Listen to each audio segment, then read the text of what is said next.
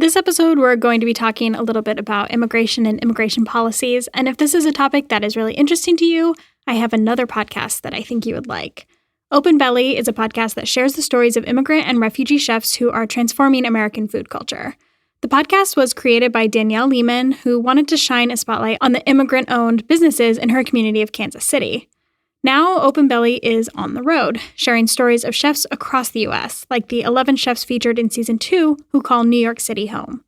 In each episode, you'll hear stories of determination, resilience, hope, and the pursuit of the American dream. You can find the Open Belly podcast on Apple Podcasts, Spotify, or wherever you get your podcasts. Check it out. If the conversation is, kind of a crackdown on the border, or if we remove that workforce, who's going to do it? And we'll all be paying for a burger that costs $30,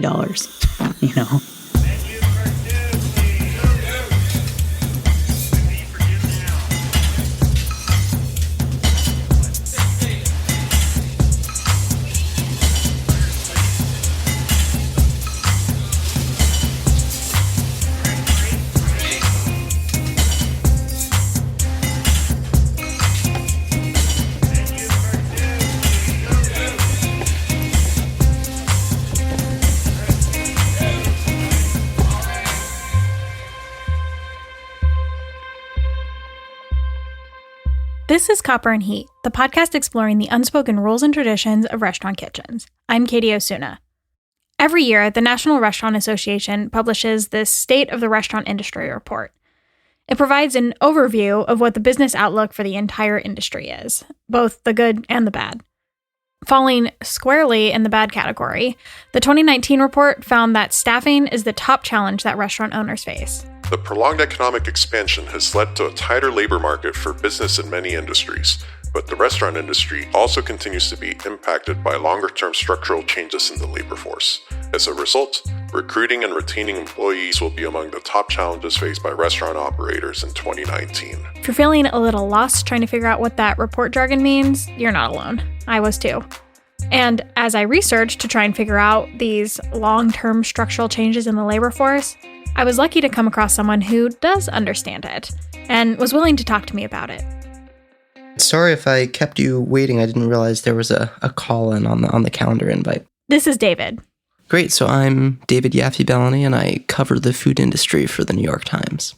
A reporter from the New York Times business desk, David covers the food and retail industry and has written about a lot of different topics. The rise of plant-based meat, the recent sexual harassment lawsuit brought against McDonald's, and the economic challenges that the restaurant industry faces. Those challenges include the effects of food delivery apps on restaurants, which we're going to talk about more in our next episode. And then the other that kept coming up was the labor shortage, the idea that unemployment was so low that there were kitchens that were unable to hire enough people to do all the jobs that needed to be done. In 2018, the National Restaurant Association estimated that over the next 10 years, the restaurant industry would create 1.6 million new jobs. But they also predicted that the population we are dependent upon to fill those jobs historically is going to decline by 1.3 million.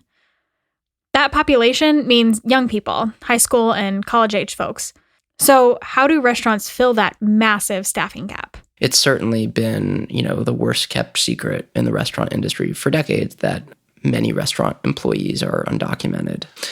And, there's been a kind of don't ask, don't tell sort of policy around this, I think. And it's been convenient for everybody involved because it means, work for employees who might have a hard time finding work in other industries. And it means a labor source and, often a really hardworking and reliable labor source for restaurant owners who are, struggling to staff their kitchens. Because of the really delicate nature of the subject, there is not a lot of public conversation on how chefs and owners navigate this topic. Even though for many restaurant owners, hiring immigrant workers is often the only solution to their own labor shortage challenges, wherever they are. There's a serious drought for good workers in LA. I feel it all the time. While researching this episode, I came across an article that was very surprising to me. It was on LAtaco.com, and it told the story of a Los Angeles chef who had personally put a ton on the line to be there for one of her undocumented employees. I wanted to hear more of her story, so I reached out to ask the chef if she'd be willing to sit down with us. She was a little hesitant to go on the record at first. Did you want to remain anonymous for this? Or would you rather... Yeah, I just don't want anything like... Well... It's completely up to you. You can go either way. Let me think about it. I was thinking about it all day. Let me kind of think about it. Because it's like the actual risks... What are the actual risks? You know what I mean? Mm-hmm. So we can maybe talk about that. So, it's like... being bold or being stupid. I don't know which one it is. Exactly. Ultimately, she decided. Somebody needs to tell the story, and we can't be scared, to stand up for each other. Yeah. See what happens. For real. What are the real consequences? I don't know. Don't really care. This is Teresa.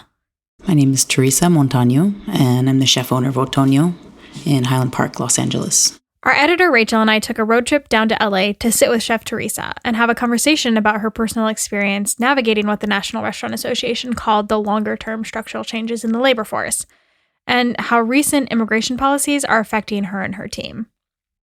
And things have been pretty scary.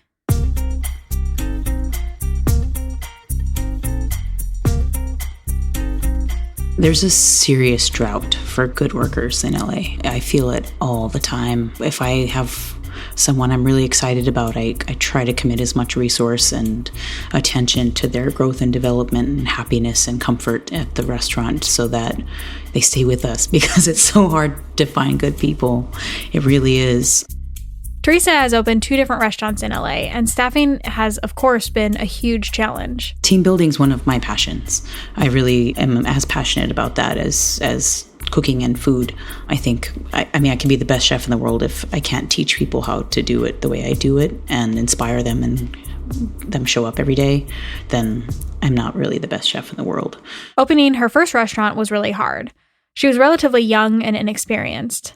I was 30 when I opened my first restaurant. I was just a baby. And some of the team she hired was inexperienced as well. In my first restaurant, I was having a hard time looking for a dishwasher. And we were in our first couple months, and I had this dude, and he was just like, oh yeah, I've done dishes before. And he was really terrible at it. And I just, I had to let him go. In walks this guy, we could call him Dave. Didn't speak a lick of English and was just like, looking for work. I spoke enough Spanish and we had a conversation. He also came with his buddy. They were like a package deal, and he's a dishwasher. And I was like, yep, I need you right now. Let's go. You're hired. I brought him in, and it was a dream come true because he knew how to do it. We're going to keep Dave's real name anonymous for reasons you're going to understand here in a little bit. He started as a dishwasher and now on garde, and he's a good cook, and he's from El Salvador. Stubborn old man, maybe, he was at that time in his early 50s. I'd be like, I need you to come do extra deep cleaning, or I need the toilets clogged. I don't know how to fix it. He was my guy that would just jump in and do that. It was pretty funny because a lot of these guys worked for me and they worked doubles, and they would come in between lunch and dinner service, turn off all the lights in the dining room, and they'd just kind of line up and sleep on the banquette. And I'd walk over and he'd be like, come on, wake up, guys. It's time. We got to get in the kitchen now. Make them coffee and, then get ready for dinner. This is honestly incredibly typical in the industry. Dishwashers, prep cooks, line cooks, usually immigrants, are working multiple jobs to make enough money for their families, whether they're here or back home. And Dave was one of them. And he told me, he's like, I'm working 7 days a week, doubles. Eventually, it was pretty bad. He was working himself to death. And I was like, what's going on? Why are you working so much? And he said, I'm trying to bring my son over. I was like, oh, okay. I knew what that meant. It meant the hard way. It meant he was dealing with people that are not safe to deal with.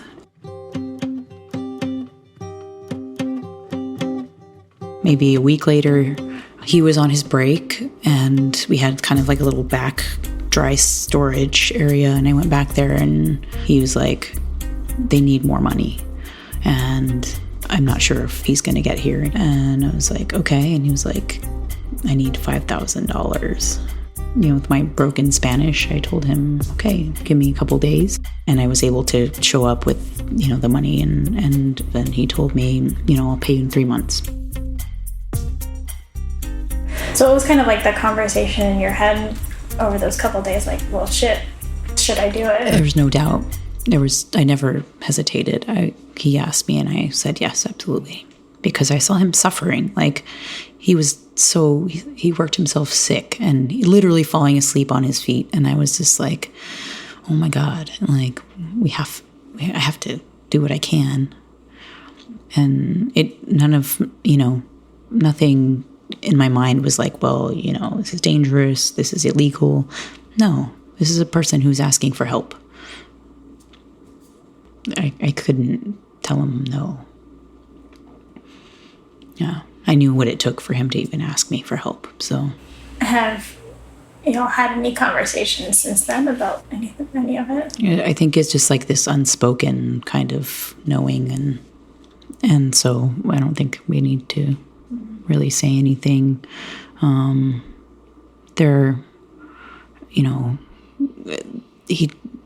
Dave just has this set of like values, and he just loyalty and hard work, and that's something we just get in each other. So it's just a mutual respect.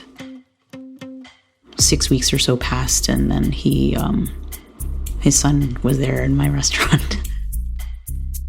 It was kind of awesome. Like, I burst into tears, and then I had to come back in and be like, a chef face. And he was like, do you have work for him? I was like, of course I have work for him. Of course I do. We'll find a place for him. Those guys have been with me ever since.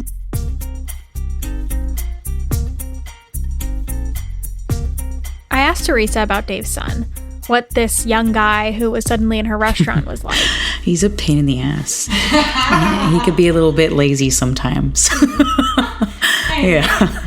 His son's, he's creative and he's a musician and he's an artist. He doesn't want to wash dishes. He doesn't want to bust tables. When he showed up, he was 18 years old, and that's not the kind of work he wants to do. But his father's like, this is kind of what we do. He met a girl at one of the other restaurants where he works, and it's like super cute, and they're gonna get married, and it's just like, I love it. Yeah, seeing him kind of grow, and he's a good kid. He's a really good kid. And he works hard and tries his best. And so sometimes I want to tell him, what I did to help your father, and now you ungrateful little shit. But I don't think he knows what, how many people sacrificed for him to be here. And I don't really want him to know.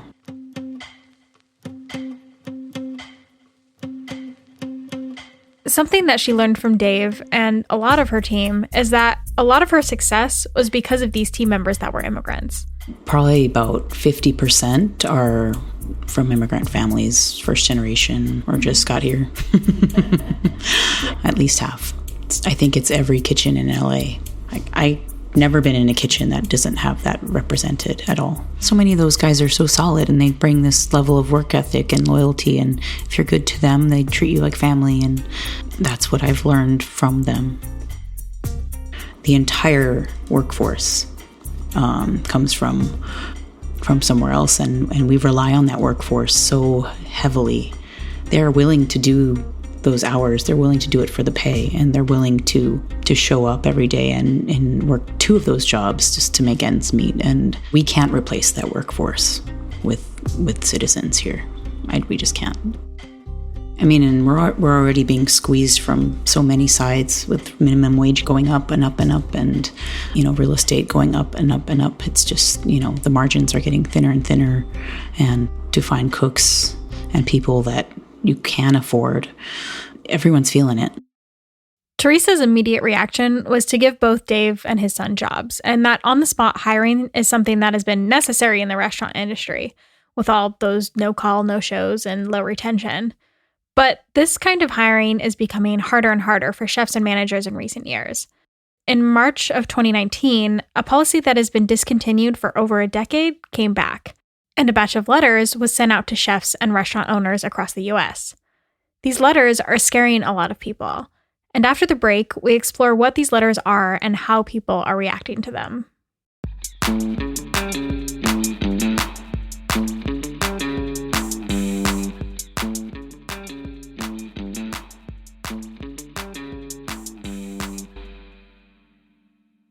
Chef Teresa was at her first restaurant, Racion, for 5 years. And then, unexpectedly, she had to leave. When I left my restaurant, it wasn't on the best terms. My business partner was my partner, and we broke up, and it was kind of an ugly thing. She wouldn't leave, and I wouldn't leave, and finally I decided to go, and so I didn't want to go. They knew it was really hard on me personally, that I was letting go of a lot, and it was a big loss for me. So I think they felt pretty sad about that on my behalf, which was, they care about me, which is nice. Last year, 2018, she opened Otoño and had to go through the same hiring process. But this time, she was fortunate to already have the relationships built with a bunch of people, and a lot of her old team followed her. I'm really lucky because when I opened Otoño, I had about 8 or 9 return employees from my previous restaurant. And that was everything because we just had that shorthand and we just picked up where we left off, and they know me, they know my style. And I'd say 95% of them are still with me after our first year. A couple of them I specifically targeted because I was like, I have to have you back. And so, I'd meet them for a drink or coffee and show them the space, walk them through the construction site and be like, this is the vision, this is the thing, and a lot of them didn't really hesitate. They're like, count me in. Once, a handful of them were signed on, it didn't take much for the rest to kind of come with them. So when I rallied them and they returned and they were with me again, it was pretty profound. It was pretty awesome. And I'm mindful of that every day because it was just like, we get to do this again. We get to be together again. And I think about that all the time. I'm just like, man, my team, and they're with me and they're just like so loyal and they want to be there with me. And it's pretty cool. I'm pretty lucky. Less than a year after Otoño opened, some letters hit the restaurant world and caused a lot of fear and anxiety. These letters were from the Social Security Administration, and they're called no-match letters.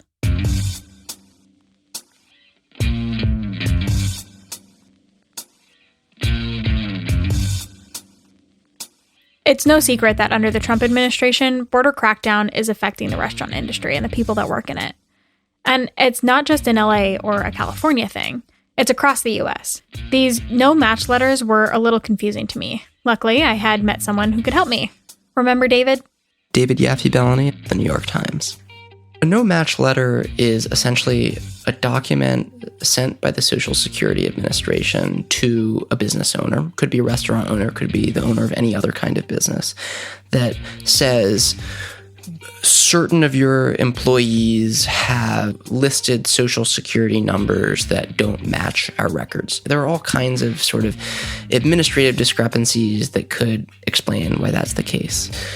Basically, these no-match letters were sent out under Bush, but there was always pushback because it basically became a way of alerting restaurants and other businesses in a sort of unofficial way that their employees were undocumented.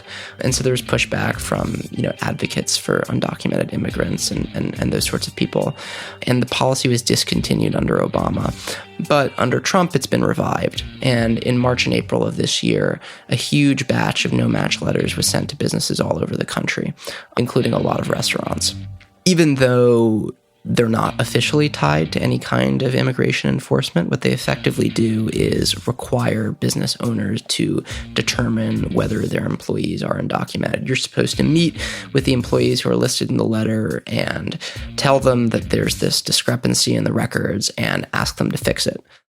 These no-match letters were a big scare to restaurant owners, and many didn't really know how to react. And so that's put restaurant owners in a really awkward situation. They can either fire the workers who they've determined to be undocumented through this no-match process, and then they're going to be short huge numbers of staff and have to kind of navigate that challenge. Or they can keep workers who they now know or have some kind of reasonable obligation to figure out whether they're undocumented, and that makes them vulnerable in the event of an ICE audit. They could essentially be shown to have had what's called constructive knowledge of an employee's status, which would make them liable to heavy fines and even criminal prosecution in the event of an audit. So it's really a no-win situation for these business owners. It's an incredibly hard and compromising position for business owners to be in. And though the quote-unquote easy answer would be to just fire all the people who have these social security numbers, it's just not a plausible situation in the current labor climate. The most extreme impact, which probably isn't going to happen, obviously, would be for every restaurant that received a no-match letter to fire workers that they've determined are undocumented. And that would essentially cripple the restaurant industry. Like, you would have restaurants going out of business. It would be a complete disaster. And that's obviously not going to happen, because lots of restaurant owners have made the calculation that it's essentially worth the risk of an ICE audit. I think for now, what we're going to see is a lot of restaurant owners just kind of continuing to do what they've been doing, but just feeling way more anxious about it. There's already some sirens going off, and, people are getting letters to get new Social Security cards, and I think there's a lot of that going around, and a lot of everyone kind of being like, well, what do I do, and how do we protect them, and can we protect them? And I think that big kind of scare is going to cause good people to break the law. And I think that's unfortunate. We don't know what this means for restaurants or if there will be another batch of no-match letters sent out. But restaurant people are just trying to make do with what they have. I mean, I've heard from another restaurant owner, a friend, that also received that letter, and he asked them to go get a new number. Which, it's kind of like, you can go down to MacArthur Park and get a social security number and some churros and, some new socks. I don't know. It's just like, that's what happened in that situation. It's like, all right, go fix this. I'm not going to, Super tricky. Super duper tricky. Because then, we're totally compromised.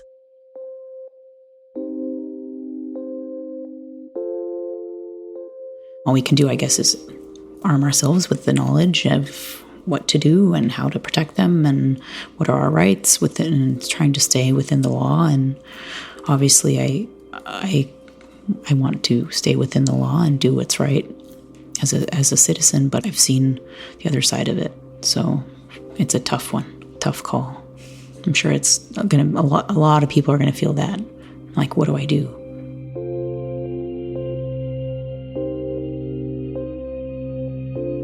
Our editor, Rachel, was with me during the interview, and she asked Chef Teresa this question.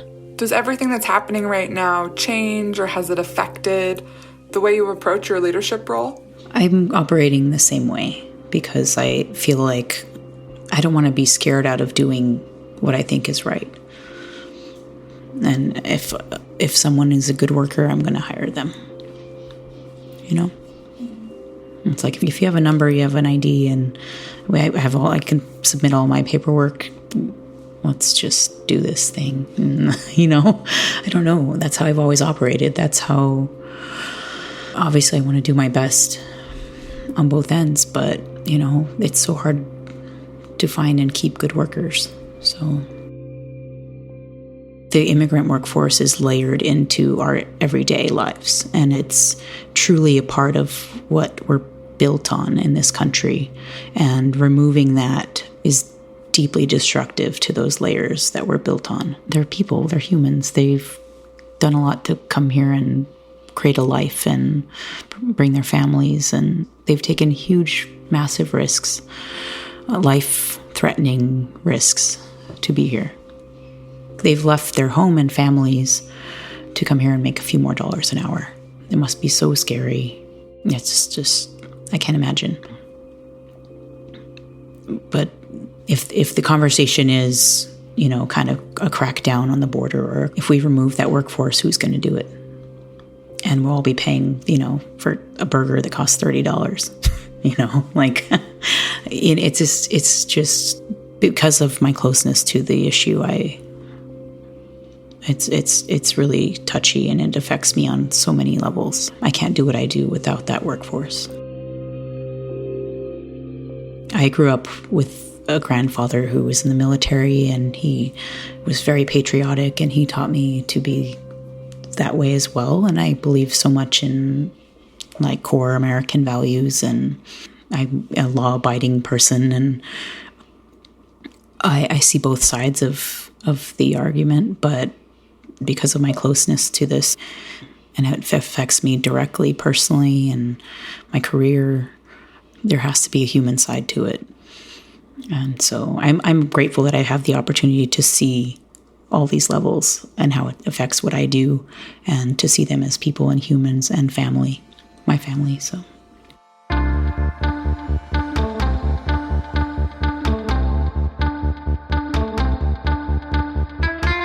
If you received a no-match letter, there are some resources for how to handle it. So in the show notes, there are a bunch of resources about your rights if ICE comes to your door, whether you're an owner or an employee, and how to react to those no-match letters. Check them out. You might be able to help one of your coworkers out sometime. A huge thank you to Chef Teresa for being willing to share her and Dave's story. If you haven't already done it, subscribe in your podcast app. Then you can keep up with all of our new episode releases throughout the season. Oh yeah, and leave us a review while you're there. Any thoughts or stories or feelings you had while listening to this episode, just record a voice memo on your phone and send them to hello@copperandheat.com. Overhead, the second season of Copper and Heat is produced by me, Katie Osuna, and Ricardo Osuna. Our editor is Rachel Palmer. Head on over to Twitter or Instagram and find us at Copper and Heat, or check out our website, copperandheat.com. All the music you hear is produced by us under the name Gamma Gardens. Check out other tracks on Instagram and SoundCloud. Thank you so much for listening.